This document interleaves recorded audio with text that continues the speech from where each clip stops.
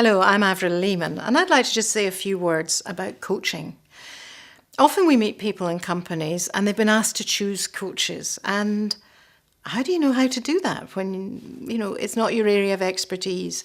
And I always say it's really very important. The relationship is important, but what's really, really important is what's the underlying model? How do coaches work? Does it make sense to you? Does it have a kind of validity? So I thought I'd tell you a little bit about our approach to coaching. All that we do comes from well-justified, well-researched, evidence-based psychology. And we kind of know what helps people change. And we're not interested in superficial surface change. We really want a systemic change.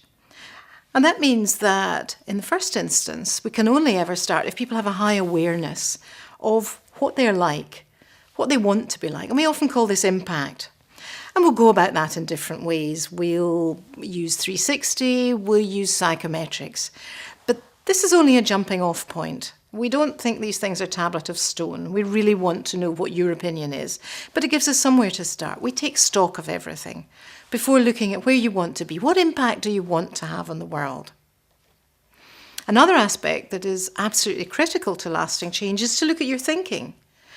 We're not conscious of how we think a lot of the time, but that's often what holds people back.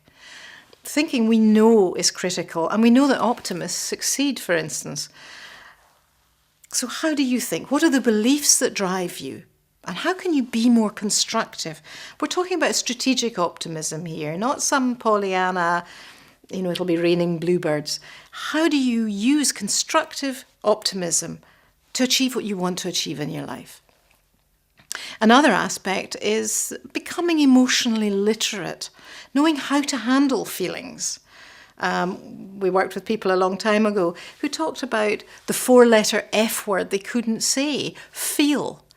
Now, we're not asking you to go around asking how people feel, but if you're in a meeting, the emotions that are running around that meeting are a data stream. If you're not noticing and understanding and then knowing how to handle it, then you're missing out an awful lot of the business picture. So we look at appropriate emotional literacy so that you're just more sophisticated, more skilled. And then, of course, there's that element, well, how do you do it? There are just sometimes better ways of doing things that don't always occur to us in our own lives.